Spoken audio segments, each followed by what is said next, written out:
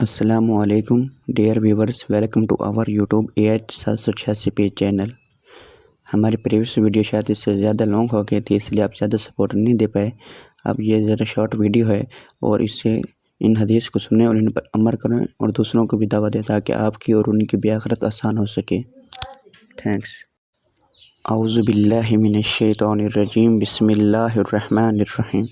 شروع اللہ کے نام سے جو بہت بڑا مہربان نہایت رحم فرمانے والا ہے۔ حضرت عمر بن خطاب رضی اللہ تعالیٰ عنہ سے روایت ہے، کہا رسول اللہ صلی اللہ علیہ وآلہ وسلم نے فرمایا، جب مؤذن اللہ اکبر کہے تو تم میں سے ہر ایک اللہ اکبر کہے۔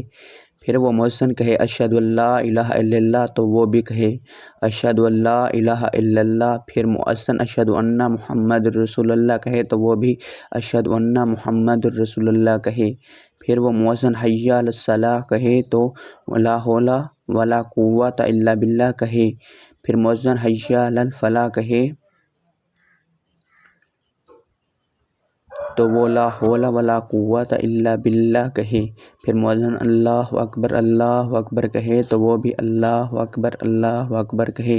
پھر مؤذن لا الہ الا اللہ کہے تو وہ بھی اپنے دل سے لا الہ الا اللہ کہے تو وہ جنت میں داخل ہوگا۔ روح نے سہیل سے روایت کی، انہوں نے کہا میرے والد نے مجھے بنو حارثہ کی طرف بھیجا، کہا میرے ساتھ ہمارا ایک لڑکا خادم یا ہمارا ایک ساتھی بھی تھا۔